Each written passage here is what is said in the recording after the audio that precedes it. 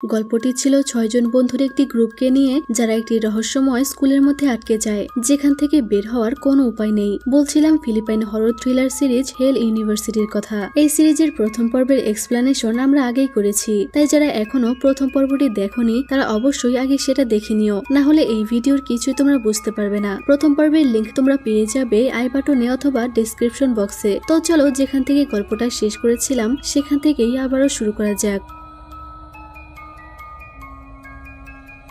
তো গত পর্বে আমরা দেখেছিলাম জেন এসের অফার অ্যাকসেপ্ট করেছে এবং সে তার সেক্রেটারি হয়ে গেছে। তখন জেন তার বন্ধুদের সাথে কথা না বলেই চলে যায়, যা দেখে তারা অনেক অবাক হয়। এরপর এসের অফিসে আসলে দেখে ফ্রিজি এখনো সেক্রেটারির চেয়ারে বসে আছে। ফ্রিজি বলে, এই মেয়েটা কেন এখানে এসেছে আর সে কেন আমার ইউনিফর্ম পরে আছে? এস তাকে জেনের চেয়ার থেকে উঠে যেতে বলে আর বলে, তুমি আর কোনোভাবেই এই ইউনিফর্ম পরার অধিকার রাখো না। ফ্রিজি তখন রেগে ওখান থেকে চলে যায়, তবে সে জেনকে ধাক্কা দিয়ে চলে যায়। জেন তখন তাকে কুকুর বলে গালি দেয়। এস তাদেরকে বলে দেয় যে এখন থেকে মিস জেনসন হলো হেল ইউনিভার্সিটির নতুন সেক্রেটারি, তাই আমি এটার ব্যাপারে কোনো প্রশ্ন শুনতে চাই না। আমাকে যেমন তোমরা রেসপেক্ট করো তাকেও তেমন ভাবেই রেসপেক্ট করতে হবে। তাই অনিল, তুমি অনেক সাবধানে থাকবে, কারণ জেন টপ 10 পজিশনের মধ্যে তোমার থেকে উঁচু পজিশন আছে। আর সে জেনকে বলে, তোমার একটা গুরুত্বপূর্ণ দায়িত্ব আছে, সেটা হলো এখন থেকে তুমি সবসময় আমার সাথে থাকবে অথবা এই অফিসে থাকবে। এই ব্যাপারে তুমি কোনো প্রশ্ন করতে পারবে না। জেন বলে, এর মানেটা কি? আমি কি না বলতে পারবো না?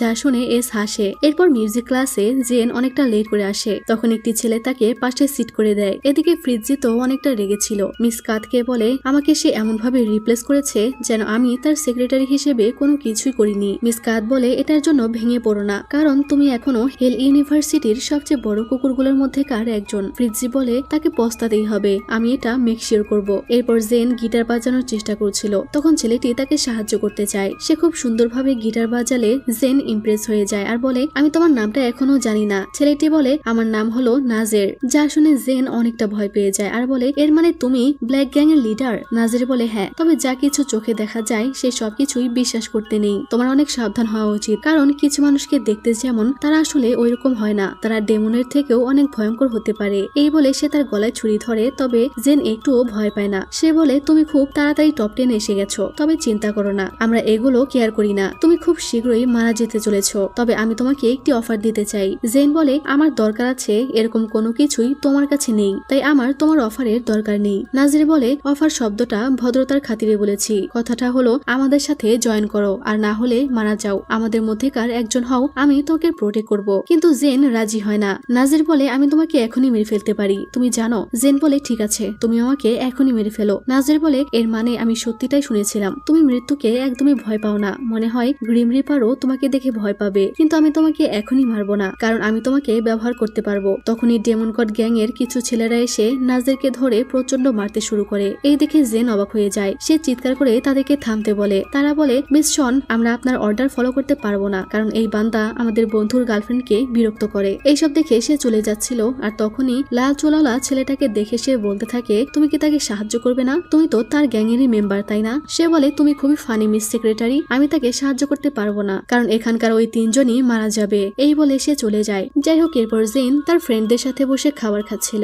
তখন এস এসে বলে, চলো আমার সাথে। তারা বলে, জেনের খাওয়া তো এখনো শেষ হয়নি। এস বলে, জেন হয়তো তোমাদেরকে বলেনি, কিন্তু নতুন সেক্রেটারি হিসেবে সে তোমাদের সাথে কথা বলা বা তোমাদের সাথে থাকার জন্য অ্যালাউড নয়, যদি না আমি তাকে অ্যালাউ করি। ভ্যানেসা বলে, কিন্তু তুমি কেন তার সাথে এমন করছো? সে বলে, কারণ তার অনেক দায়িত্ব আছে। ম্যাট রেগে দাঁড়িয়ে যায় আর বলে, সে এখন যাবে না, কারণ তার খাওয়া শেষ হয়নি। জেন তাকে থামিয়ে দেয়। সে সবাইকে সরি বলে এস এর সাথে চলে যায়, আর যাওয়ার সময় একটি ছেলে ভুল করে এস এর গায়ে জুস ফেলে দেয়। এতে এস প্রচন্ড রেগে তাকে তার সাথে নিয়ে যায়, কারণ এই ভুলের কারণে তাকে এখন হেল ইউনিভার্সিটির অন্ধকার জেলের মধ্যে পাঠানো হবে। ছেলেটি তাকে অনেক অনুরোধ করে, কিন্তু এস তার কোনো কথাই শোনে না। এস তাকে চেপে ধরলে সে হেসে বলে, আমি তোমার সিক্রেট জানি এস। এস বলে, আমি জানি তুমি আমার সিক্রেট জানো। তোমার কি মনে হয় সামান্য আমার গায়ে জুস ফেলার জন্য আমি তোমাকে এখানে এনেছি? তুমি আমার সিক্রেট জানো বলেই তোমাকে এখানে এনেছি। তাছাড়াও আমিও তোমার সিক্রেট জানি, তুমি গ্রেসকে মেরে ফেলেছো। অনিল তখন জেনকে বলে গ্রেস হলো সেই মেয়েটি যাকে তুমি মারা যেতে দেখেছিলে। এস তাকে জেলে আটকে দেয় আর তখন আমরা দেখি কিছু একটা ছেলেটাকে টেনে নিয়ে যায়, যেটাকে একদমই মানুষ মনে হচ্ছিল না। এসব দেখে জেন অনেক অবাক হয়। অনিল বলে এটাই আমাদের কাজ, মিশন।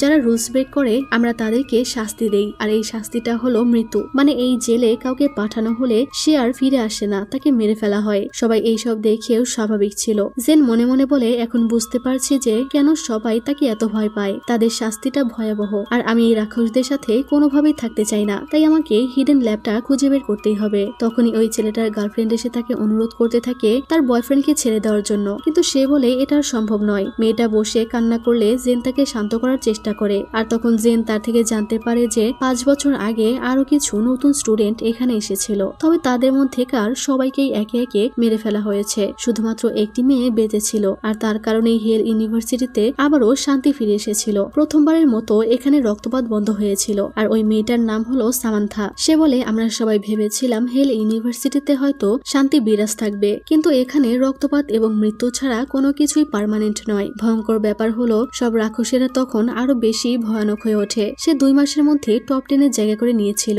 আর তুমি 1 মাসের মধ্যে টপ 10 এর জায়গা করে নিয়েছো। সেও তোমার মতোই আমাদেরকে শান্তির আশা দিয়েছিল, কিন্তু সত্যি বলতে তুমি তার থেকে অনেক আলাদা। জেন বলে হেল ইউনিভার্সিটিতে শান্তি ফিরে আসার পরে কি হয়েছিল যে আবারও হত্যাকাণ্ড শুরু হলো? সামান্থা কেন সব থামাতে পারেনি? সে বলে কারণ হেড মিস্ট্রেস ম্যাডাম ভায়োলেটের ছেলে তার প্রেমে পড়েছিল। সে আগের সুপ্রিমো ছিল। যাই হোক, এরপর জেন আর ভ্যানেসা একসাথে লাইব্রেরিতে ছিল, আর সবাই জেনকে দেখে গ্রিট করছিল, যা দেখে ভ্যানেসা অবাক হয়। ভ্যানেসা বই আনতে গেলে সে একটি টেবিলে বসে যায়, কিন্তু সবাই তাকে দেখে ভয় পেয়ে ওখান থেকে দ্রুত চলে যায়। জেন তাদেরকে থামানোর চেষ্টা করেও পারে না। জেনের অনেকটা মন খারাপ হয়ে যায়, আর তখনই সেখানে লাইব্রেরিয়ান লিওনোরা আসে। সে জেনকে জিজ্ঞেস করে তুমি কি জেন? সে বলে হ্যাঁ। তখন লিওনোরা বলে তুমি তো 9 পজিশনে আছো, তোমার বন্ধুরা ভালোভাবে পড়াশোনা করছে যেন তারা টপ 10 এ আসতে পারে এবং এখান থেকে চলে যেতে পারে, কিন্তু তুমি তো অলরেডি টপ 10 এ এসে গেছো। তাহলে কেন তুমি এই জাহান্নাম থেকে চলে যাচ্ছ না? তুমি এই স্কুলের ইতিহাস জানতে চাও, কিন্তু তুমি তো অলরেডি সবকিছু জানো। তবুও কেন তাদেরকে তোমার বোকা বানাতে দিচ্ছ?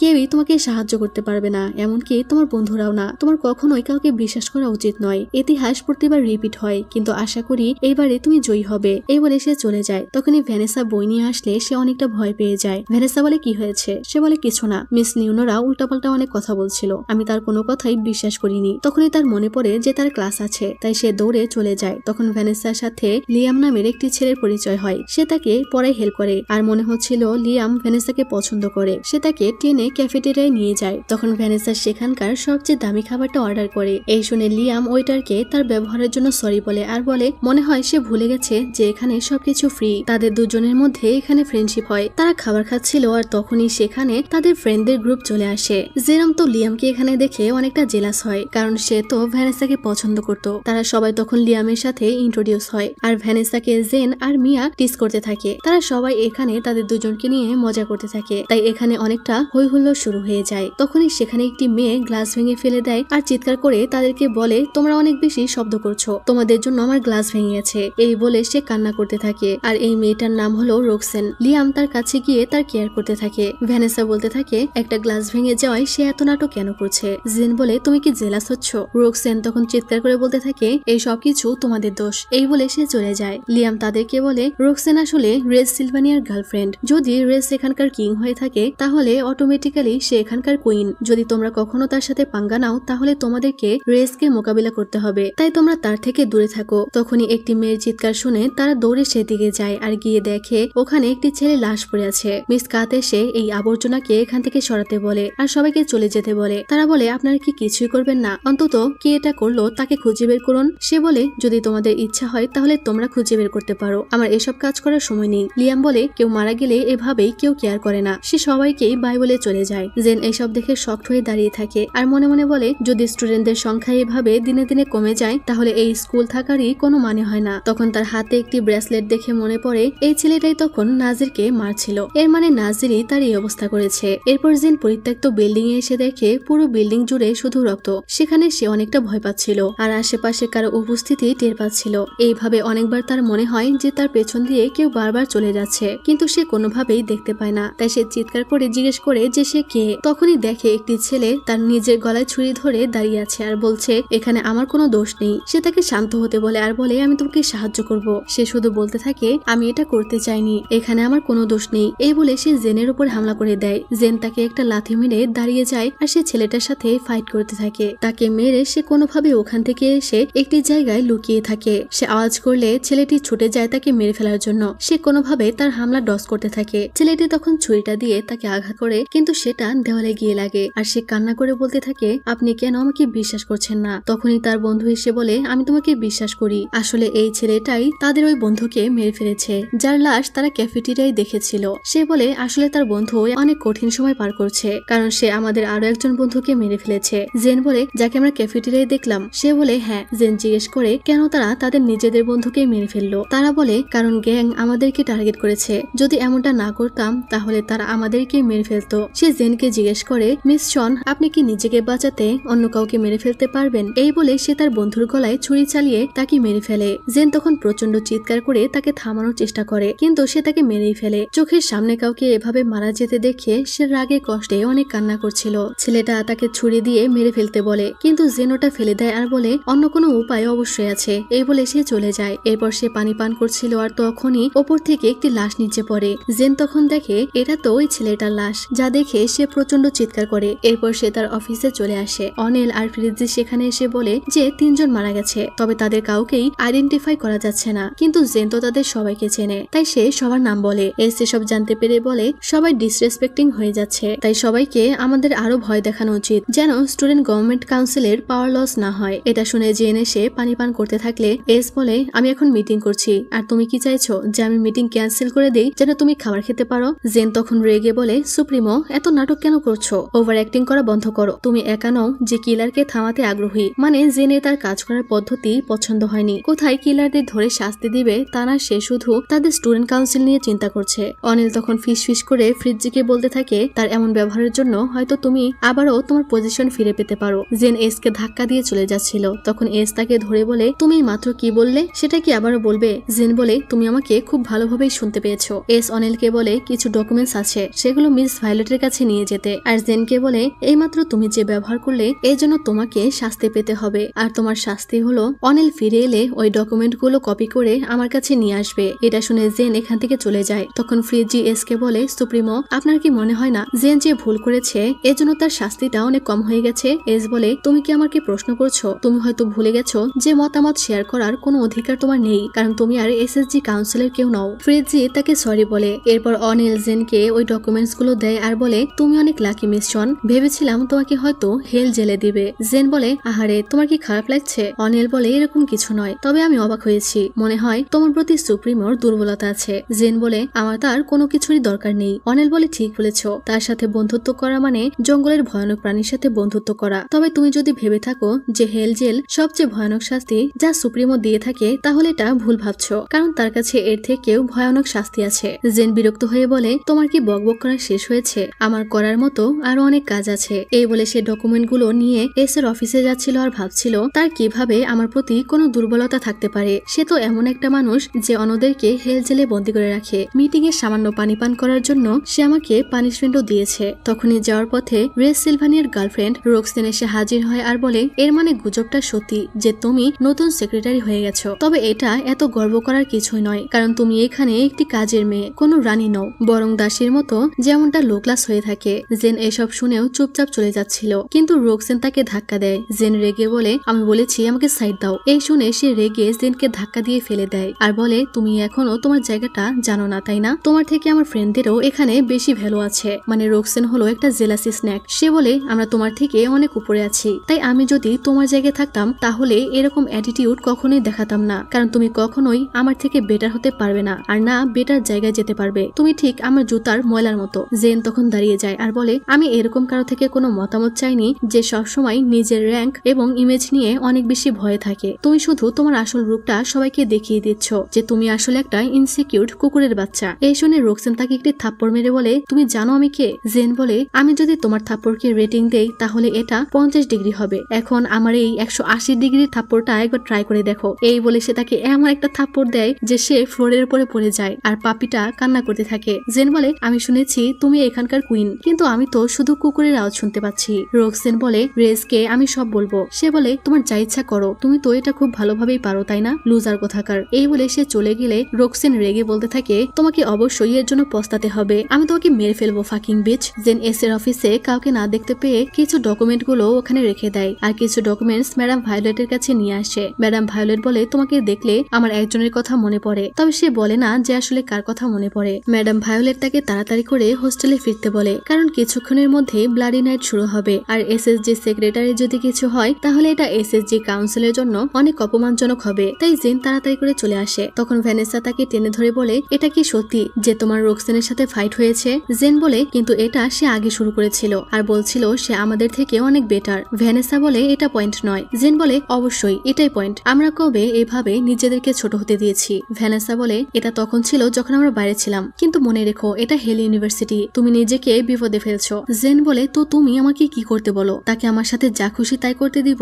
ভ্যানেসা বলে, হ্যাঁ, কারণ তুমি একা নও যে বিপদে পড়বে, আমরা সবাই বিপদে পড়তে পারি। তোমার মাইন্ডে কি কখনো এই কথাটা আসেনি? তাই ফাইট করা বাদ দিয়ে র্যাঙ্ক বাড়ানোর দিকে ফোকাস করো, এটাই আমাদের টপ প্রায়োরিটি হওয়া উচিত। এইসব শুনে জেন অবাক হয়ে যায়। সে কিছু না বলেই চলে যাচ্ছিল। ভ্যানেসা তাকে আটকে বলে, তুমি শুধুমাত্র তোমার কথা চিন্তা করো তাই না? স্বার্থপর হওয়া বন্ধ করো, দয়া করে আমাদের কথাও একটাবার চিন্তা করো। এই বলে সে চলে যায়। এরপর তাদের গ্রুপের সবাইকে দেখতে পাই, তারা সবাই পড়াশোনায় ফোকাস করেছিল, কারণ তারা টপ 10 এর মধ্যে যাওয়ার চেষ্টা করছিল। তখনই ওখানে ফ্রিজি এসে জেনকে বলে, তোমাকে সুপ্রিমো ডাকছে আর তুমি এখনো তোমার বন্ধুদের সাথে কেন থাকো? সে কোনো উত্তর না দিয়ে এস এর কাছে যাচ্ছিল। তখন ম্যাট তাকে ভয় দেখায় এবং জিজ্ঞেস করে তার সাথে ভ্যানেসার কি হয়েছে। সে বলে, তার সাথে আমার ফাইট হয়েছে আর আমার তাকে সরি বলা উচিত। ম্যাট বলে, তুমি সত্যি তোমার বন্ধুদের অনেক ভালোবাসো জেন? জেন বলে, অবশ্যই বাসি। ম্যাট বলে, কিন্তু আমি নোটিস করেছি যে তোমার ভালোবাসা ধীরে ধীরে শিফট হয়ে যাচ্ছে, সুপ্রিমোর সাথে তুমি অনেক ক্লোজ হয়ে যাচ্ছ। সে মজা করে বলে, মনে হয় আমি রিপ্লেস হয়ে যাচ্ছি তাই না? জেন বলে, আমাদের শুধু দেখেই ক্লোজ মনে হয়, কারণ আমরা একসাথে কাজ করি, তবে আসলে আমরা ক্লোজ নই। সে তো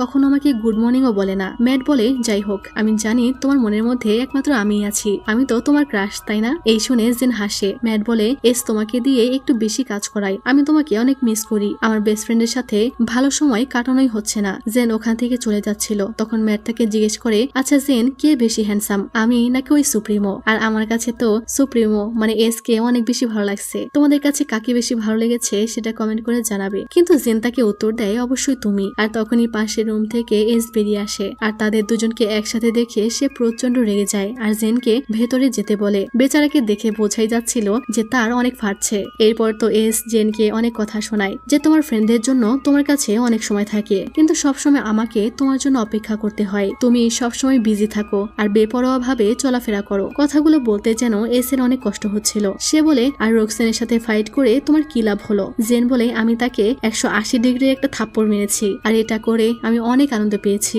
এস বলে, রোকসেন এখানকার কুইন, তাকে কেউ টাচ করতে পারে না, তুমি তাকে এইভাবে মারতে পারো না, তুমি জাস্ট একটা পাওয়ারলেস সেক্রেটারি। জেন বলে, অবশ্যই, কিন্তু আমি এটা কেয়ার করি না, কেউ যদি আমার সাথে বাজে ব্যবহার করে বা আমাকে কষ্ট দেয় তাহলে আমি অবশ্যই ফাইট ব্যাক করব, সেটা কোনো কুইন হোক বা সুপ্রিমো হোক আমার যায় আসে না। সুপ্রিমো তো তার এত সাহস দেখে চুপ হয়ে যায়। এরপর তাকে শাস্তি হিসেবে 1 সপ্তাহ পুরো ক্যাফেটেরিয়া পরিষ্কার করতে বলে। মানে এস কিন্তু অলরেডি জেনকে ভালোবেসে ফেলেছে। জেন ইতিমধ্যেই এত বড় বড় ভুল করেছে যে তাকে মৃত্যুদণ্ড দেওয়া উচিত ছিল, কিন্তু এস প্রত্যেকবারই তাকে খুব কম শাস্তি দিয়েছে। জেন তখন ওকে বলে চলে যায়। এরপর ক্লাস শেষে সে যখন চলে যাচ্ছিল তখনই সেলিন তাকে ধরে বলে, তুমি অনেক বিপদে আছো জেন, শুধু তুমি নও, আমরা সবাই বিপদে আছি। আমি মজা করছি না, সেদিন আমি যা বলেছিলাম সব নিকির কথাই, সে আমাকে ভয় দেখিয়েছিল, কিন্তু আমি সত্যি বলছি, তোমার বন্ধুদের মধ্যে একজন বিশ্বাসঘাতক আছে। এই বলে সে চলে যায়। এরপর জেন ক্যাফেটেরিয়া পরিষ্কার করছিল আর মনে মনে এস কে অনেক গালি দিচ্ছিল। তখনই ওখানে এস চলে আসে। জেন তাকে দেখেও না দেখার ভান করে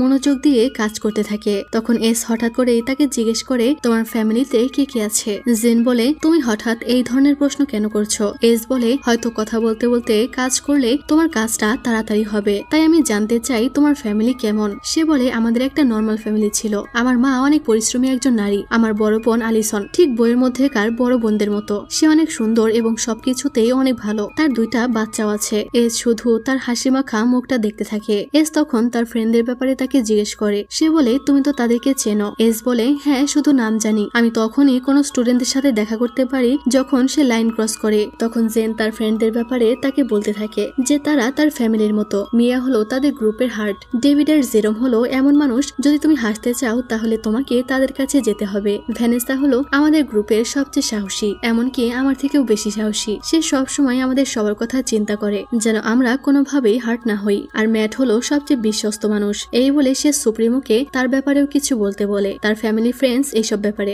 এস বলে অনেক কাহিনী, নেক্সট টাইমে আমি তোমাকে বলবো। এই বলে সে চলে যায়। এরপর জেনের যখন সমস্ত কাজ করা শেষ হয়ে যায় তখনই আবারও এস চলে আসে আর বলে তুমি সবকিছু অনেক তাড়াতাড়ি আর সুন্দরভাবে করেছো। তারা দুজন দুজনের দিকে তাকিয়ে থাকে আর প্রশংসা শুনে তো জেন লজ্জায় লাল হয়ে যায়। সে তাড়াতাড়ি ওখান থেকে চলে যায় আর এস তখন অনেক খুশি হয়ে যায়। আর এই বেডারে হাসলে কত সুন্দর লাগে তা নয় সবসময় গোমরা মুখ করে রাখে। যাই হোক, এরপর জেন ক্যাফেটেরিয়া থেকে হোস্টেলে ফিরছিল, তখনই তার মনে হয় কেউ তাকে ফলো করছে। এটা বুঝতে পেরে সে অনেকটা ভয় পেয়ে যায় আর তখনই কিছু ছেলে তার পিছু করতে থাকে। সে দৌড়ে পালিয়ে যাচ্ছিল কিন্তু তারা সবাই তাকে ধরে ফেলে। এরপর তাকে একটি জায়গায় বেঁধে রেখে তারা বলছিল এখনো পর্যন্ত কেউ কুইন রোক্সেনকে কষ্ট দেওয়ার সাহস পায়নি, অর্থাৎ তারা ডেমন গড গ্যাংয়ের। আর রোক্সেনের সাথে ফাইটের জন্যই তাকে ধরে আনা হয়েছে। তখনই ওখানে তাদের লিডার মানে রেস সিলভানিয়া চলে আসে। সে সবাইকে বাইরে যেতে বলে আর এই ছেলেটাই একবার জেনকে বাঁচিয়েছিল। কিন্তু রেজ এসে জেনকে একটা থাপ্পড় মারে আর বলে যেমন করবো তেমন ফল, এটা রোক্সেনের জন্য ছিল।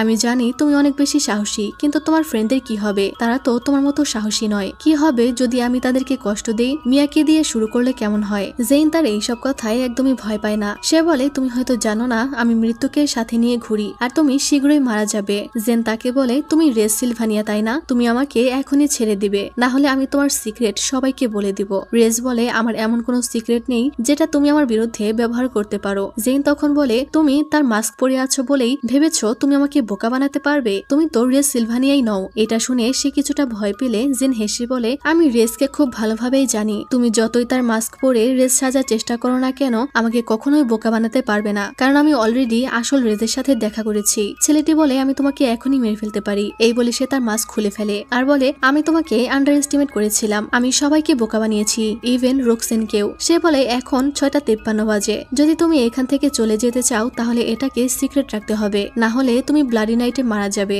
জেন আর কিছু না ভেবে রাজি হয়ে যায়। তাই ছেলেগুলো তার হাতের বাঁধন খুলে দেয়। আর তখন জেন চলে যাওয়ার সময় ছেলেটাকে বলে তোমার সিক্রেট মানে আমারও সিক্রেট। এই বলে তাকে একটা থাপ্পড় লাগিয়ে রিভেঞ্জ নিয়ে চলে যায়। আর এইটা কিন্তু অস্থির ছিল, কিন্তু জেন অনেক ক্লান্ত ছিল তাই সে ঠিকভাবে যেতে পারছিল না। আর তখনই ব্লাডি নাইটের অ্যালার্ম বেজে ওঠে। সে দৌড়ে চলে যাওয়ার সময় হঠাৎ করেই পড়ে যায়। সে ছেলেগুলোকে কোনোভাবে ছাড়িয়ে গেটের কাছে চলে যায়, কিন্তু ওখানে আরো একটি ছেলে চলে আসে। সে তাকে লাথি মেরে কোন রকমের দরজা আটকিয়ে দেয় আর তখনই কেউ তাকে ধরে ফেলে। জেন ভয়ে চিৎকার করতে থাকে, তবে সেটা ম্যাট ছিল। সবাই তাকে নিয়ে অনেক চিন্তিত ছিল। ভ্যানেসা তাকে কথা শোনায় যে কেন সে সব সময় তাদেরকে চিন্তায় ফেলে দেয়। ম্যাট বলে সব বাদ দাও, গুরুত্বপূর্ণ বিষয় হলো সে এখন সেফ আছে। জেন বলে না, ভ্যানেসা ঠিক বলেছে, এটা আমার ভুল ছিল। আমি সবসময় সেলফিশ ছিলাম, কখনোই তোমাদের ব্যাপারটা ভাবিনি যে তোমরা আমাকে নিয়ে চিন্তিত থাকো, তাই আমি সত্যি সরি। মিয়া আর ভ্যানেসা তাকে জড়িয়ে ধরে আর তাদের মধ্যে সবকিছু ঠিক হয়ে যায়। তখন জেরম বলে ডেভ কি তোমার সাথে ছিল? সে বলে না তো। তারা বলে সে এখনো ক্লাস থেকে ফিরে আসেনি। তারা সবাই অনেক চিন্তিত হয়ে যায়, এখন কি করবে বুঝতে পারে না। জেরম আর ম্যাট বাইরে গিয়ে ডেভকে খুঁজতে চায়, কিন্তু জেন তাদের দুজনকে যেতে দিতে চায় না, যে বাইরে গেলে হয়তো তাদেরও বিপদ হবে, এতে ঝামেলা শুধু বাড়বে। ভ্যানেসা বলে জেন ঠিক বলেছে, আমরা তার জন্য অপেক্ষা করি, এটাই ভালো হবে। এরপর মেয়েরা শুয়ে পড়ে, কিন্তু কারোরই ঘুম আসছিল না। সবাই ডেভকে নিয়ে চিন্তা করছিল যে সে এখনো বেঁচে আছে কিনা, তাদের এইভাবে অপেক্ষা করা কি ঠিক হচ্ছে কিনা। তারা বাইরে অনেক চিৎকার শুনতে পায়, কিন্তু প্রত্যেক রাতের মতোই তাদেরকে এইসব উপেক্ষা করতে হয়। জেন উঠে মুখে জল দেয় আর তখনই সে দেখে বাইরে থেকে ডেভ আসছে। সে অনেকটা আহত ছিল। জেন তাকে ধরে নিয়ে আসে আর জিজ্ঞেস করে সে এতক্ষণ কোথায় ছিল। ডেভ বলে সে এতক্ষণ লুকিয়ে ছিল, সবাই চলে যাওয়ার পরেই সে এসেছে। সবাই এসে ডেভকে কেয়ার করতে থাকে। তারা বলে তারা তার জন্য অনেক চিন্তিত ছিল, সে কেন বাইরে ছিল, সে কি টাইম দেখেনি। ডেভ বলে ক্লাস শেষে আমি একটু বাতাস নিতে গিয়েছিলাম। জেন বলে তুমি এটা কিভাবে করতে পারো? ব্লাডি নাইটের মধ্যে তোমার ঠান্ডা বাতাস নিতে ইচ্ছে করলো? ডেভ সবাইকে সরি বলে ঘুমাতে চলে যায় আর জেন তো অনেকটা রেগে যায়। তখন মিয়া বলে এটা তোমারও বোঝা উচিত,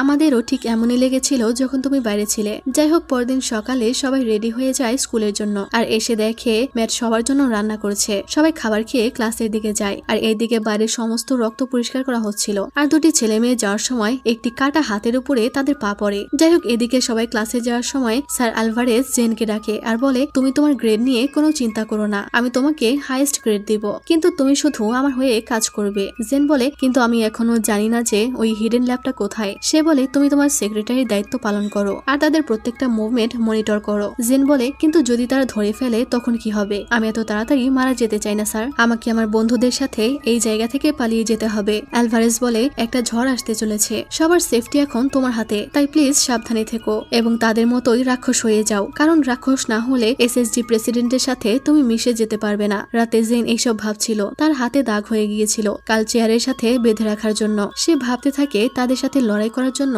তাকেও কি রাক্ষস হতে হবে, তাকে কি তাদের থেকেও বেশি ভয়ানক হতে হবে। পরদিন সকালে জেন ক্লাসে যাচ্ছিল, তখন কিছু স্টুডেন্ট তাকে ডেকে সাহায্য করতে বলে, কিন্তু বাকিরা বলতে থাকে তার মধ্যে কোনো হৃদয় নেই, সে একটা মনস্টার। তারা বলে আমরা ভেবেছিলাম তুমি দ্বিতীয় সামান্থা হবে, কিন্তু তুমিও একদম তার মতোই, তুমিও কোনো কিছুই ঠিক করতে পারবে না। জেন কি উত্তর দিবে, তার কাছে তো কোনো উত্তরই নেই। সে ওখান থেকে দৌড়ে চলে আসে। এরপর প্রিন্সিপাল সবাইকে ডেকে পাঠায় কিছু বলার জন্য। তখন সবাই তাদেরকে গ্রেড করলেও জেন তাদের দুজনকে গ্রিট করে না, যা দেখে ম্যাডাম ভায়োলেট তাকে সামান্থা বলে রাখে। এস তাকে শুরু করতে বলে। ফ্রান্সিসকো তখন সবার উদ্দেশ্যে বলে তারা এখানে তাদের প্রয়াত হেডমাস্টারকে সম্মান জানানোর জন্য একত্রিত হয়েছে। তখন ম্যাডাম ভায়োলেট আগের হেডমাস্টারকে নিয়ে বাজে কথা বলে যে সে আগে বোকার মতো স্কুল চালিয়েছে, সে মারা গেছে ভালোই হয়েছে। তখনই একটি ছেলে বলে একদমই না, আমরা জানি সে মারা যায়নি, বরং আপনি তাকে মেরে ফেলেছেন। ভায়োলেট বলে তুমি ঠিক বলেছ, আমরা তাকে মেরে ফেলেছি, আর এর পরের বারে তুমি মরবে। তখন কিছু ছেলে ওই ছেলেটাকে ধরে নিয়ে যায়, যা দেখে ভ্যানেসা রেগে বলে এটা হাস্যকর, তুমি আগের হেডমাস্টারকে মেরে ফেলেছ,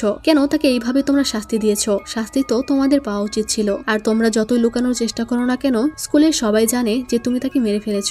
ভায়োলেট তখন তাকেও শাস্তি দিতে বলে। কিছু স্টুডেন্ট ভ্যানেসাকে ধরতে আসলে জেন চিৎকার করে বলে যদি কেউ তাকে স্পর্শ করে তাহলে তোমাদেরকে পস্তাতে হবে। ভ্যানেসা কাউন্সিল রুলস এর মাধ্যমে প্রোটেক্টিভ। ভায়োলেট বলে তুমি আমাকে অপমান করছো মিস শন, তাকে এখনই শাস্তি দাও। জেন আবারও বলে ভ্যানেসাকে কেউ টাচ করলে তাদেরকে সে ছাড়বে না। ভায়োলেট তখন জেনকে থামতে বলে। জেন বলে আমি কেন থামবো, আমি যা করছি ঠিক করছি। প্রথমত কাউকে শাস্তি দেওয়ার অধিকার আপনার নেই, কারণ একমাত্র সুপ্রিমো কাউকে শাস্তি দেওয়ার অধিকার রাখে। সুপ্রিমো তো এটা শুনে মনে মনে খুশি হয়ে যায়। জেন বলে দ্বিতীয়ত আপনি এখানে যেভাবে দাঁড়িয়ে আছেন এটা আমাদের জন্য অসম্মানজনক, তাই আমাদের থেকে আপনি কিভাবে সম্মান আশা করেন। এবং তৃতীয়ত আমি সুপ্রিমো সেক্রেটারি, তাই আমার অবজেকশন করার অধিকার আছে। ভায়োলেট রেগে এসকে বলে তোমার এই রুট সেক্রেটারিকে কন্ট্রোল করো, তাকে এখনই শাস্তি দাও। এস তখন হাতি তালি দিয়ে বলে সে যা বলেছে একদম ঠিক বলেছে, তাকে তো শাস্তি দেওয়ার বদলে অ্যাওয়ার্ড দেওয়া উচিত, কারণ আমি যতজন সেক্রেটারির সাথে কাজ করেছি তাদের মধ্যে সে একমাত্র যে ভালোভাবে জানে যে আমি হেল ইউনিভার্সিটিতে একমাত্র আছি যে কিনা শাস্তি প্রদান করতে পারি। ফ্রান্সিসকো তখন সবাইকে থামিয়ে দেয় আর বলে তারা একটি বিশেষ ঘোষণা দেওয়ার জন্যই সবাইকে ডেকেছে। তাদের স্কুলে একটি বড় ইভেন্ট হবে যেটা সপ্তাহব্যাপী চলবে। ভায়োলেট বলে আর এটার নাম হলো ব্লাডি উইক, যেখানে পুরো সপ্তাহে হত্যা করা এলাও করা হবে, তাও যে কোনো সময়, শুধুমাত্র রাতে নয়, দিনেও এটা এলাও করা হবে। যা শুনে সবাই অবাক হয়ে যায়। জেন বলে যদি এটাই চূড়ান্ত হয়ে থাকে তাহলে আমরা ব্লাডি উইকের জন্য তৈরি থাকবো। এই বলে সে চলে গেলে সবাই তার পেছনে যায়। এরপর জেন ভ্যানেসাকে বলে তুমি কেন এমনটা করলে, এতে তোমার ক্ষতি হতে পারতো। ভ্যানেসা বলে তাও তো রাগের শুধু অর্ধেকটাই দেখিয়েছি। জেনম বলে তুমি অনেক সাহসী, আর এর জন্যই তো আমি আরো বেশি তোমার প্রেমে পড়ে যাচ্ছি। ভ্যানেসা বলে ম্যাডাম সেক্রেটারি যদি আমাকে না বাঁচাতো তাহলে তো আমি প্রায় মরেই যাচ্ছিলাম। তারা জিজ্ঞেস করে জেন এই রুলস সম্পর্কে কিভাবে জানলো। সে বলে আমি এসএসজি উপবিধিতে এটা পড়েছিলাম যে একমাত্র সুপ্রিমোর কাছে কাউকে মৃত্যুদণ্ড শাস্তি দেওয়ার পাওয়ার আছে। তখন তারা বলে জেন কেন তাদের থেকে এটা লুকিয়েছে, যে সেক্রেটারি হওয়ার কারণে কখনোই সে এখান থেকে বের হতে পারবে না, কেন সে তাদের জন্য এই রিস্ক নিল। জেন বলে আমি আগে তোমাদের এখান থেকে বের করতে চাই, আর তোমাদের জন্য আমি সবকিছু করতে পারি। ম্যাট বলে তুমি কিভাবে ভাবলে যে আমরা তোমাকে এখানে রেখেই চলে যাব।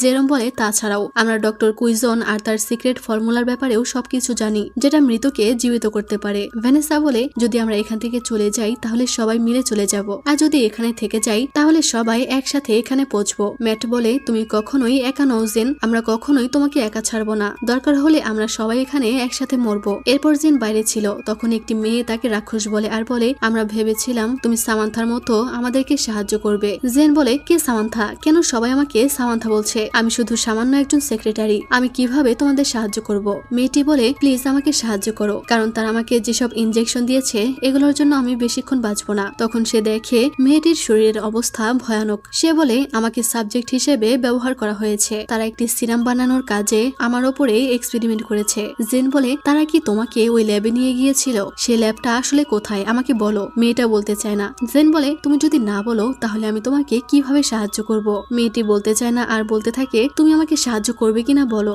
জেন অবাক হয়ে বলে আমাদেরকে মানে। মেয়েটি তখন ভয়ে ওখান থেকে চলে যায়। জেন তাকে ডাকতে থাকে কিন্তু সে তার কোনো কথাই শোনে না। সে বুঝতে পারে অনেকজনকে এই রিসার্চে ব্যবহার করা হচ্ছে। তখনই নিকি এসে বলে তোমাকে আমি ওয়ার্নিং করেছিলাম, স্যার আলভারেজের থেকে দূরে থাকো। জেন বলে তুমি কেন এত মাথা ঘামাচ্ছ, থামাচ্ছ? নিকি বলে কারণ তুমি একটা বোকা। জেন তার কথায় কান না দিয়ে চলে যায়। এরপর জেন ক্যাফেটেরিয়া পরিষ্কার করছিল। এসে তাকে এটা ওটা বলতে থাকে, কিন্তু জেন কোনো কারণে অনেক রেগেছিল। সে তার সাথে একটা কথাও বলে না। এস জিজ্ঞেস করতে থাকে তার সমস্যাটা কি। সে বলে আমার কোনো সমস্যা নেই, আমি শুধু ক্লান্ত। তুমি কি আমাকে একা ছাড়তে পারবে? আমি তাড়াতাড়ি কাজ শেষ করে রেস্ট করতে চাই। এস তাকে কাজে সাহায্য করতে চাইলে সে তাকে না করে দেয়। তখন একটি গ্লাস নিতে গেলে এস তার হাতের উপরে হাত রাখে। জেন তখন অবাক হয়ে কিছুক্ষণ তার দিকে তাকিয়ে থাকে। এরপর সে মনে মনে ভাবে এস তাকে কেন সাহায্য করতে চায়, যেখানে সে নিজেই তাকে শাস্তি দিয়েছে। এসের গরম লাগছিল, তাই সে তার টাই খুলে ফেলে। জেন বলে আমাকে ভালোভাবে কাজ করতে দাও, না হলে সবাই বলবে আমি তোমাকে সম্মান করি না। সে বলে লোকের কথায় তোমার আসে যায়? সে বলে না, কিন্তু আমি বিপদে পড়তে চাই না। এস বলে তুমি বিপদে পড়বে না, তুমি শুধু আমাকে কথা দাও যে কখনোই আর বেপরোয়া হয়ে চলবে না। জেন তার কথার উত্তর দেয় না। এস বলে এটা এসএসজি প্রেসিডেন্টের অর্ডার যে এখন থেকে তোমাকে যা প্রশ্ন করব তুমি সাথে সাথেই উত্তর দিবে। জেন বলে ঠিক আছে। এরপর এস তাকে একটা গিফট দেয়। জেনের তখন অনেক অস্বস্তি হচ্ছিল, সে পড়ে যেতে লাগছিল, কিন্তু এস তাকে ধরে বলে এত তাড়াহুড়ো কেন করছো, একটা থ্যাংক ইউ তো বলতেই পারো। জেন তখন তাকে থ্যাংক ইউ বলে আর তাকে ব্লাডি নাইট শুরু হওয়ার আগেই চলে যেতে বলে। এস বলে এর মানে তুমি আমাকে কেয়ার করো? জেন বলে আমি ওটা মিন করিনি, আমি তো এমনি বলেছি আমি তোমাকে একদমই কেয়ার করি না, তুমি মরে গেলেও আমার কিছুই যায় আসে না। এস বলে আমাকে নিয়ে চিন্তা করো না, আমি নিজের খেয়াল রাখতে পারবো, তুমি সাবধানে থেকো জেন। এইটা শুনে তো জেন শকড হয়ে যায়, কারণ এস আজকে প্রথমবারের মতো তাকে তার নাম ধরে ডাকলো। এস তো সবসময় তাকে মিস শন বলে ডাকে। জেন অনেক খুশি হয়ে যায় আর তাড়াতাড়ি করে ওখান থেকে চলে যায়। এস তো তখন লজ্জায় লাল হয়ে গেছিল, সে একা একাই হাসতে থাকে। হোস্টেলে এসে দেখে সবাই ডিনার করতে বসে গেছে। আগামীকাল থেকে ব্লাডি উইক শুরু হবে, তাই জেন মজা করে বলে এটাই কি আমাদের শেষ খাওয়া কিনা কে জানে। ভ্যানেসা বলে এইসব বলো না প্লিজ। মিয়া বলে আজকে তুমি এত তাড়াতাড়ি ফিলে কি করে? সে বলে আসলে সুপ্রিমো আজকে আমাকে পরিষ্কার করতে সাহায্য করেছে। যা শুনে তারা সুপ্রিমো আর তাকে নিয়ে মজা করতে থাকে। জেন তখন বলে এরকম কিছুই নয়, আমরা তো ফ্রেন্ডও নই, লাভার কিভাবে হব? কিন্তু এইসব শুনে ম্যাট প্রচুর রেগে যায়। খাবারের প্লেট আওয়াজ করে রাখলে সবাই তার দিকে তাকিয়ে থাকে। ম্যাট জেনকে বলে তুমি এসের থেকে দূরে থাকো। জেন জিজ্ঞেস করে কেন? সে রেগে ওখান থেকে উঠে চলে যায়। জেন বুঝতে পারে না সে এমন কেন করছে। ভ্যানেসা বলে সে হয়তো জেলাস, কারণ হতে পারে সে তোমায় ভালোবেসে ফেলেছে, তবে তাকে নিয়ে তো ভেবো না, তুমি তোমার মতোই থাকবে। এরপর ম্যাট এসে বলে সে তাদের সবার সার্ভাইভ করার জন্য অস্ত্র জোগাড় করেছে। তারা গিয়ে সেগুলো দেখতে পায়। জেন বলে এইসব দিয়ে আমরা কি করব? এগুলো কি ব্লাডি নাইটের জন্য? মিয়া বলে না, ব্লাডি উইকের জন্য। তারা এগুলো আত্মরক্ষার জন্য ব্যাগের মধ্যে রাখতে চায়, কিন্তু জেন বলে এটা একদমই খারাপ আইডিয়া। তারা বলে কিন্তু এটা প্রয়োজন, তাদের কাছে আর কোনো উপায় নেই, কারণ এক সপ্তাহ তাদেরকে মৃত্যুর সাথে লড়াই করতে হবে, তাই তাদেরকে আত্মরক্ষার জন্য হলেও এটা করতেই হবে। জেন বলে কিন্তু আমি এটা করতে চাই না, আমরা তো মার্ডারার নই তাই না? তারা সবাই একে একে অস্ত্র হাতে তুলে নেয়। পরদিন সকালবেলাতেই দুটো মেয়ে তাদের বয়ফ্রেন্ডকে নিয়ে লড়াই করতে শুরু করে দেয়। তাদের লড়াই এত সিরিয়াস হয়ে যায় যে তারা ছুরি দিয়ে মারামারি করে। এসব দেখতে পেয়ে জেন তাদেরকে থামানোর জন্য যেতে চায়, কিন্তু তারা তাকে যেতে দিচ্ছিল না। ম্যাট বলছিল তারা এইভাবে কয়জনকে বাঁচাবে, এটা তো হতেই থাকবে। জেন বলতে থাকে আমি কোনোভাবেই কাউকে এইভাবে মারা যেতে দেখতে পারি না। এই বলে সে ওখান থেকে চলে যায়, কিন্তু এইদিকে একটি মেয়ে আরেকটি মেয়েকে মেরে ফেলে। রাতে জেন ছুরিটা হাতে নিয়ে দেখছিল যেটা ম্যাট তাকে দিয়েছে। তখন সে এসের দেওয়া গিফটটা খুললে দেখতে পায় এস তাকে আসলে একটা ছুরি গিফট করেছে। এই দেখে তার অনেক কষ্ট হয়। এদিকে বাইরে ভয়াবহ অবস্থা চলছিল, একজন আরেকজনকে মেরে ফেলছিল। জেন অনেক হতাশ হয়ে যায় যে সে হয়তো এই জাহান্নাম থেকে কখনোই বের হতে পারবে না, আর না কাউকে বের করতে পারবে। পরদিন সে আবারও ওই মেয়েটাকে খুঁজে বের করে আর হিডেন ল্যাবরেটরিটা কোথায় সেটা বলতে বলে। মেয়েটি তাকে তার সাথে করে নিয়ে যায়, আর সে বলতে যাচ্ছিল যে ল্যাবটা কোথায়, তখনই কেউ পেছন থেকে এসে তাকে ভয়ানক ভাবে মেরে ফেলে, যা দেখে জেন চিৎকার করতে থাকে। সে দেখে এটা নিকি। জেন চিৎকার করে জিজ্ঞেস করতে থাকে সে কেন এমনটা করলো। নিকি বলে মেয়েটা এমনিতেও মারা যেত, আমি শুধু তাকে কষ্ট থেকে মুক্তি দিয়েছি, আর আমি তোমাকে সহ বাকিদেরকে বাঁচানোর চেষ্টা করছি। স্যার আলভারেজের থেকে দূরে থাকো। জেন রেগে তাকে ঘুষি মারতে চায়, কিন্তু নিকি তাকে ধরে ফেলে আর বলে তুমি আমার সাথে পারবে না, তাই লড়াই করতে এসো না। এই বলে সে চলে যায়। জেনের তখন প্রচুর রাগ হয়। সে ওয়াশরুমে এসে হাত ধুচ্ছিল আর নিকির ওইসব কথা ভাবছিল যে সে কেন বলল সে শুধু সবাইকে বাঁচানোর চেষ্টা করেছে, কেন এবার সে তাকে স্যার আলভারেজের থেকে দূরে থাকতে বলেছে। সেই সবকিছু ভাবতে থাকে। এইসব ভেবে তার মাথা খারাপ হয়ে যাচ্ছিল। এরপর সে ক্লাসে আসলে দেখে একজন টিচার তার স্টুডেন্টকে অনেক বকাঝোকা করছে, আর এই স্টুডেন্টের সাথে এই টিচারের অনেক ভালো সম্পর্ক ছিল। মেয়েটা তখন রেগে টিচারকে ছুরি দিয়ে স্ট্যাব করতে থাকে। সে তাকে ভয়ানক ভাবে মেরে ফেলে, যা দেখে জেন একদম অসহায় হয়ে যায়। হোস্টেলে ফিরে সে বসে ভাবে যে আমি জানতাম ব্লাডি উইকে অনেক খারাপ কিছু ঘটবে, তবে এতটা খারাপ হবে জানতাম না। আমি আর এগুলো কোনোভাবেই সহ্য সহ্য করতে পারছি না। এই বলে সে পাগলের মতো চিৎকার করছিল। আর এখন থেকে জেন একদম হতাশ হয়ে যায়। সে ধীরে ধীরে আশা হারাতে থাকে যে তারা হেল ইউনিভার্সিটি থেকে জীবিত ফিরতে পারবে, কিন্তু একমাত্র তার বন্ধুরাই আছে যাদের দেখে সে শক্তি পায়। সে তাদেরকে বাই বলে ওখান থেকে চলে আসে। এরপর সে এস এর সাথে ছিল আর মনে মনে বলছিল তার প্রতি আমার রাগ করা উচিত ছিল, কারণ সে ব্লাডি উইক থামানোর জন্য কিছুই করেনি। কিন্তু তারপরও আমি তার উপরে ইমপ্রেসড, কারণ সে অনেক সাহসী। সে আমার পাশে দাঁড়িয়েছিল। আর এখন তাকে কেন জানি অন্যরকম মনে হয়। সে কি আমাকে তার বন্ধু ভাবতে শুরু করেছে? কিন্তু তখনই সামনে একটি ছেলেকে সে মারা যেতে দেখতে পায়। এস তাকে সেটা রিপোর্টে লিখতে বলে। জেন বলে কেন লিখবো, সে তো এখনো জীবিত আছে। এস তখন বলে তুমি যদি আমার জায়গায় থাকতে তাহলে তুমি কি করতে?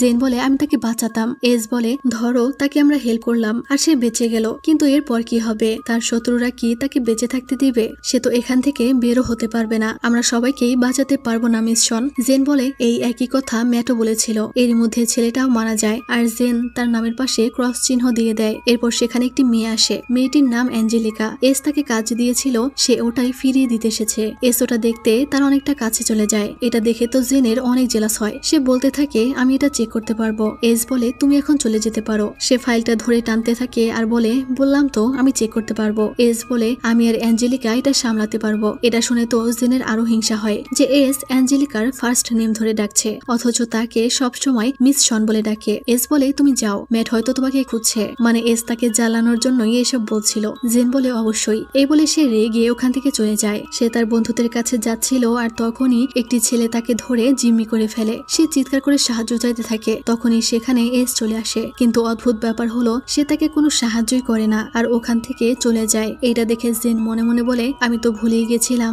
যে তাদের কাছে অন্যদের জীবনের কোনো মূল্য নেই। তার ফ্রেন্ডরা তাকে বাঁচানোর চেষ্টা করে, কিন্তু তাদেরকেও সবাই আটকে রাখে। জেন তখন নিজেই ছেলেটাকে মেরে তার হাত ভেঙে দেয় আর ছুরিটা তখন তার গলাতেই ধরে, কিন্তু জেন তাকে ছেড়ে দেয় আর ছুরিটাও ফেলে দেয়। তার গলায় একটু আঘাত লেগেছিল, তাই তারা মেডিকেল রুমে আসে। তারা জিজ্ঞেস করে জেনের তখন কি হয়েছিল। সে বলে আমি জানি না, মনে হচ্ছিল কেউ আমাকে বশ করেছে। জেরম বলে তোমাকে তখন অন্যরকম লাগছিল, আমার অনেক ভয় লাগছিল, মনে হচ্ছিল তুমি আমাকে এই ছুরি দিয়ে আঘাত করবে। মিয়া বলে জেন কখনোই এমনটা করবে না। ম্যাট বলে তুমি এতটা রেগে গেছিলে যে মনে হচ্ছিল তুমি কোনো রাক্ষস হয়ে গেছো। ওখানকার ডক্টর তাদেরকে এখান থেকে চলে যেতে বলে। জেন বলে এটা কে? তারা বলে ডক্টর রাজন, সে এখানকার ডক্টর। জেন বলে কিন্তু তাকে তো এর আগে কখনোই এখানে দেখিনি। রাতের বেলা আবারও সবাই লড়াই করছিল। জেন তখন দাঁড়িয়ে সেদিনের কথা ভাবে যেদিন ডেভ বাইরে গিয়েছিল। সে তাদের রুমে গিয়ে দেখে সেখানে কেউ নেই। সে তখন ভাবে যদি তারা রুমে না থাকে এর মানে কি তারা বাইরে গিয়ে অন্যদের মতো লড়াই করছে। তখনই ওখানে ভ্যানেসা চলে আসে। জেন তাকে জিজ্ঞেস করে আসলে কি চলছে, তারা সবাই কোথায় গেছে।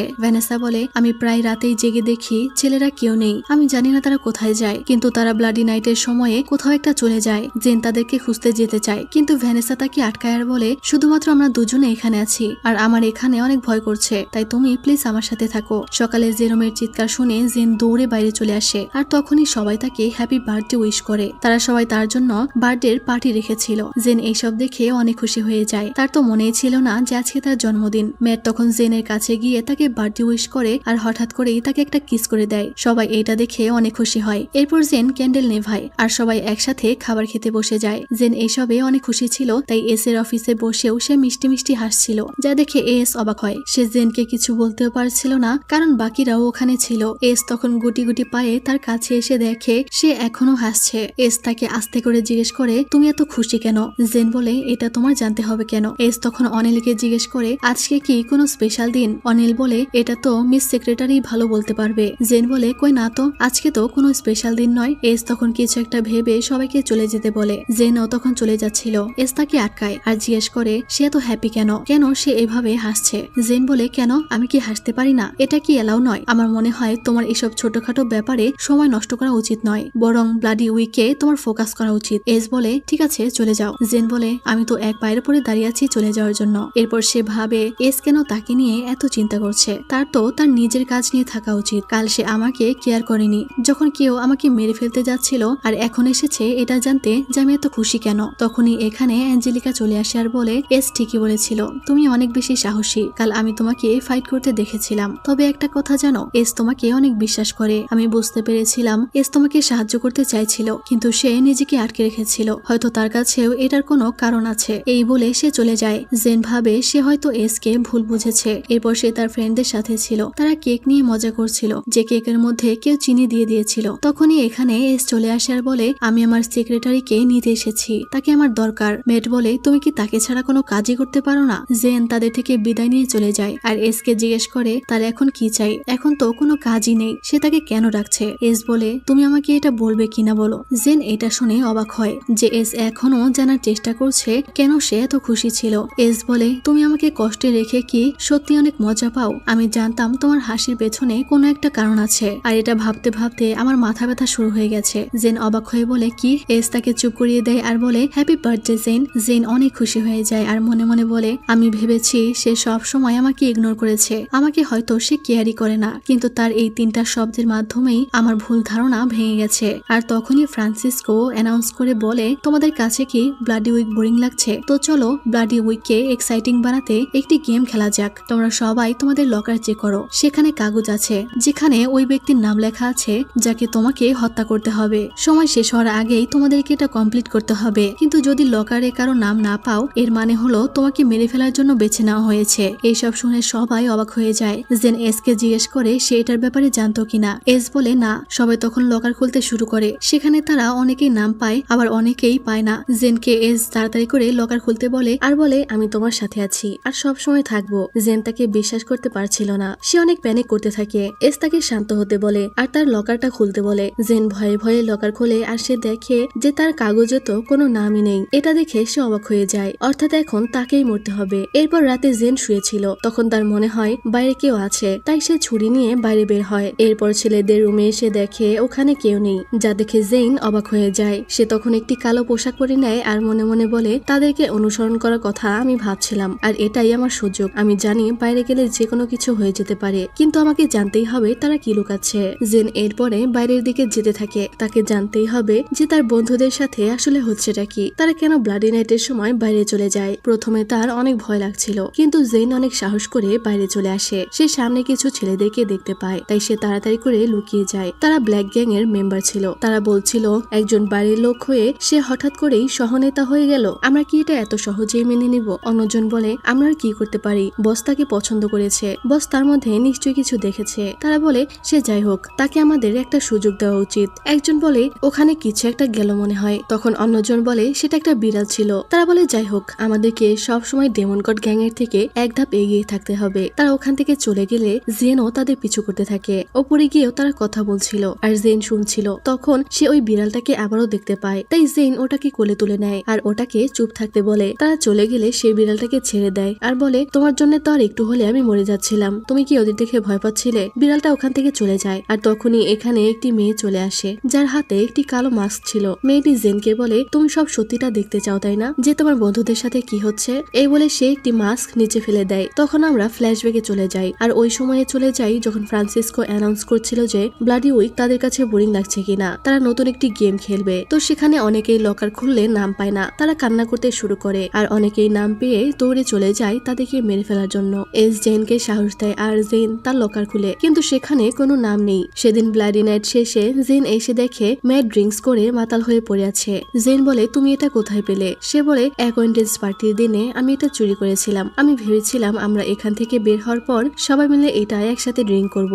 জেন বলে আমরা অলরেডি বিপদের মধ্যে আছি আর তুমি এখন মাতাল হয়ে আছো। ম্যাট বলে তুমি আমাকে বিশ্বাস করো প্লিজ। জেন মনে মনে বলে আমি তাকে অনেক বিশ্বাস করি। সে ম্যাটকে জিজ্ঞেস করে তোমার টার্গেট কে, লকারে তুমি কার নাম পেয়েছো? ম্যাট বলে এটা কোনো ম্যাটার না, আমি এসবকে একদম কেয়ার করি না, তারা আমার কুইন নয়, একটা মাত্র কুইন আছে যাকে আমি চাই। জেন তুমি কি আমার কুইন হবে? জেন বলে তুমি ড্রাঙ্ক আছো ম্যাট, চলো আমার সাথে। কিন্তু ম্যাটের শরীরে অনেক ব্যথা। জেন দেখে তার পুরো শরীরে মারধরের চিহ্ন। ম্যাট এটাকে ইগনোর করে। জেন তাকে ধরে নিয়ে যায় আর শুইয়ে দেয়। জেন বলে আমি একটা গল্প জানি, আমার বড় বোন আলিসন সবসময় আমাকে এই গল্পটি শোনাতো। একটি মেয়ে ছিল, তবে সে সাধারণ একটি মেয়ে ছিল, কোনো ফেমাস বা লাক্সারিয়াস মেয়ে নয়, কিন্তু তার একটি সুন্দর হৃদয় ছিল। তার সৎ মা এবং 2টা সৎ বোন ছিল, কিন্তু তারা তাকে বাজেভাবে ট্রিট করত আর তাদের জন্য সে অনিরাপদ হয়ে যায়। সে নিজেকে তুচ্ছহীন ভাবতে শুরু করে। তাদের জন্য সে নিজেকে সারা জীবন অদৃশ্য ভেবেছে। কিন্তু একদিন রাতে তাদের গ্রামে একটি বল নাচের আয়োজন করা হয়েছিল, কিন্তু সেই নাচ থেকে তাকে বাদ দেওয়া হয়েছিল। তখন ম্যাট বলে মনে হচ্ছে আমি এই গল্পটা আগেও শুনেছি, এটা তো সিন্ড্রেলার গল্প।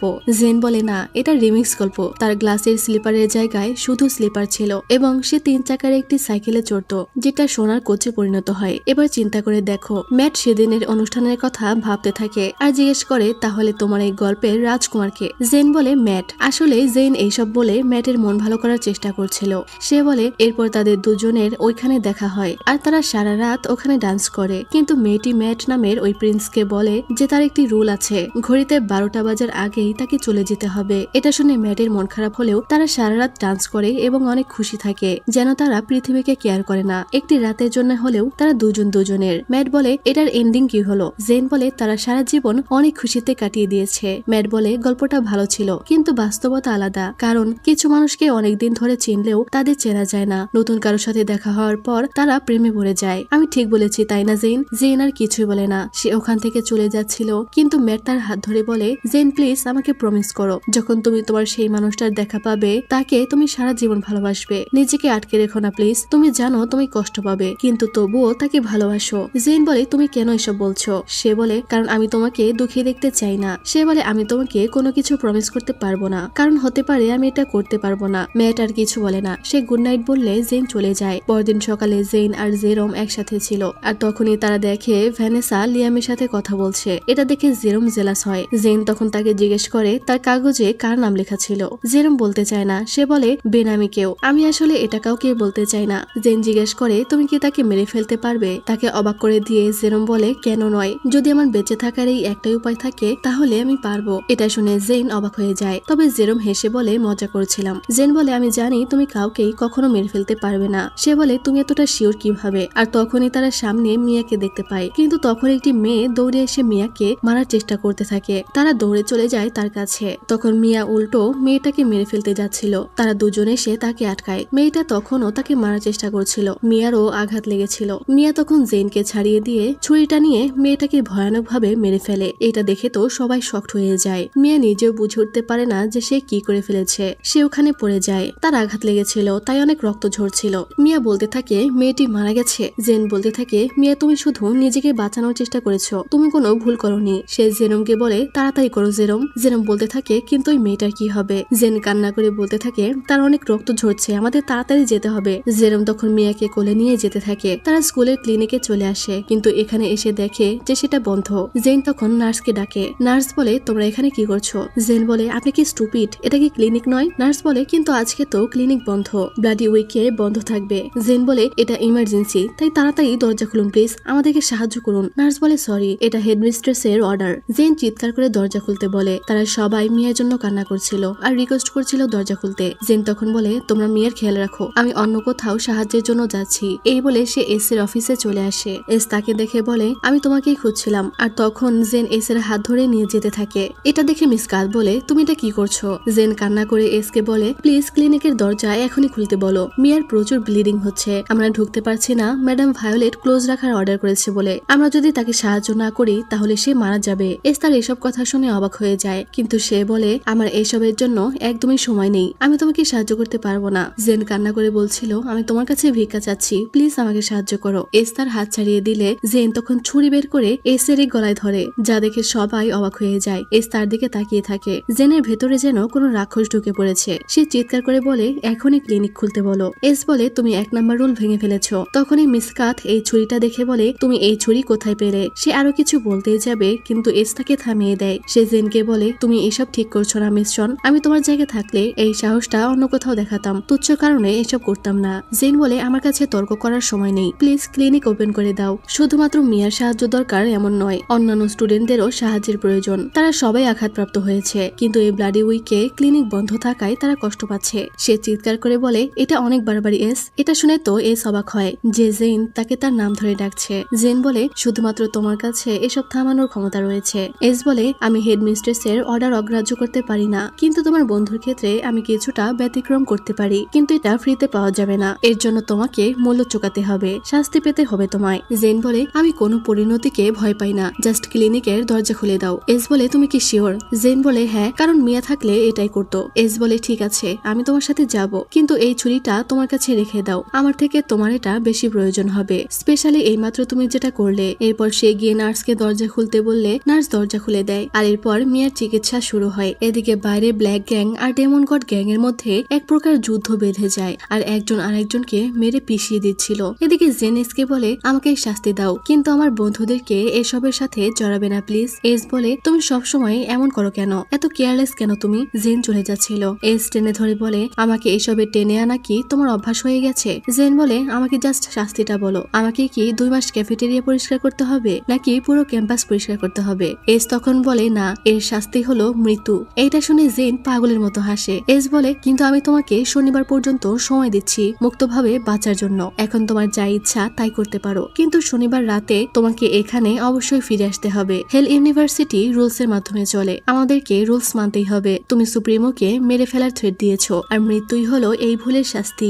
আই এম সরি জেন, আমি আশা করি সে তোমার এই ত্যাগের যোগ্য ছিল। জেন বলে অবশ্যই সে যোগ্য, কারণ এটা মিয়ার জীবন, কিন্তু প্লিজ আমাকে একটা সাহায্য করো, তুমি প্লিজ এসব কাউকেই জানাবে না, আমি সিক্রেট ভাবে মারা যেতে চাই, আমার বন্ধুরা যেন কোনোভাবেই না জানে। এস বলে ঠিক আছে, এটাই ডিল, শনিবার রাতে চলে এসো। এই বলে সে ওখান থেকে চলে যায়। জেনের কাছে আর কিছুই করার নেই। আর এখান থেকে গল্পটি আবারও বর্তমানে চলে আসে। সে মেয়েটা তাকে একটি মাস্ক দেয় যেটা সে মুখে লাগিয়ে নেয়। এরপর সে তার সাথে একটি জায়গায় চলে আসে। এখানে ব্ল্যাক গ্যাং এর সবাই ছিল। গার্ড জেনকে থামিয়ে দিলে মেয়েটি বলে এই ছেলেটি আমার সাথে এসেছে। এখানে ওই লাল চুলওয়ালা ছেলে মানে লুকও ছিল। লুক জেনকে বারবার সন্দেহ করছিল। এরপর তারা সবাই এখানে একত্রিত হয়। এরপর মেয়েটি গিয়ে তাদের গ্যাং লিডার মানে নাজিরকে কিস করে। তখন সে মাস্ক খুললে দেখতে পায় যে এটা নিকি মানে নিকি নাজিরের গার্লফ্রেন্ড। সবাই তাকিয়ে এইসব দেখছিল আর বাদরের মতো লাফালাফি করছিল। তখন জেনের পাশে লুক দাঁড়িয়েছিল আর বলছিল আমিও কাউকে এইভাবে কিস করতে চাই, তোমার ঠোঁটটা একদম মেয়েদের মতো। তো তাদের এই কিসের অনুষ্ঠান শেষ হলে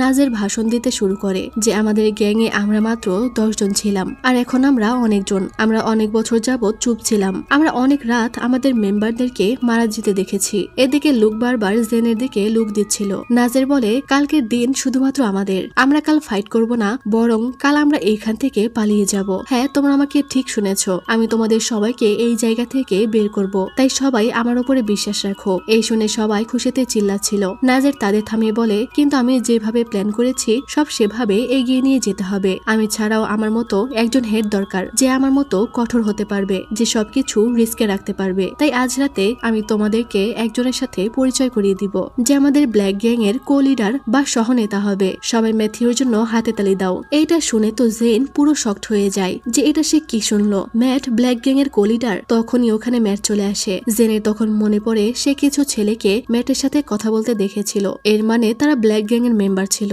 নাজের ম্যাটকে বসতে বলে, তখন নিকি একটা লোহা গরম করে আর নাজের সেটা দিয়ে ম্যাটের হাতে লিডারশিপের ট্যাটু বানিয়ে দেয়। ম্যাট তো চিৎকার করতে থাকে আর জেন এসব দেখে অবাক হয়ে যায়। নিকি তাকে একটি মাস্ক আর নেকলেস পরিয়ে দেয়। এসব দেখে জেন এখান থেকে বাইরে চলে আসে। জেন মাস্ক খুলে রাগে কষ্টে প্রচন্ড চিৎকার করতে থাকে, যাকে কিনা সে সবচেয়ে বেশি বিশ্বাস করত আজকে সেই মানুষটা তাকে এইভাবে ধোকা দিল। সেখানে কেউ দাঁড়িয়েছিল। সে বলে তুমি এত জোরে কেন চিৎকার করছো। জেন তাকে দেখতে পায় আর এখানেই এই গল্পের সিজন 1 এর পার্ট 1 শেষ হয়। পার্ট 1 এর মধ্যে 9টা এপিসোড ছিল যেটা আমি এক্সপ্লেন করেছি। এখন পার্ট 2 এর আরো 9টা এপিসোড আসবে। তো এখানে আমার কিছু করার নেই। আমি ভেবেছিলাম যে এই গল্পে মোট 9টা এপিসোডই থাকবে, কিন্তু পরিচালক এখন আরো 9টা এপিসোড নিয়ে পার্ট 2 বানিয়েছে। তো এখন এটার পার্ট 2 এর জন্য তোমাদেরকে ধৈর্য ধরতে হবে, কারণ এটা একটা অনগোয়িং ড্রামা। তোমরা যারা ধৈর্য ধরতে পারো না তাদের আসলে অনগোয়িং ড্রামা দেখাই উচিত নয়। শুরুতে আমিও তোমাদের মতো অধৈর্য ছিলাম। আমি তো এত অধৈর্য ছিলাম যে অনগোয়িং ড্রামা কখনোই দেখতাম না, মানে এক বসায় পুরো ড্রামা শেষ করে দিতাম।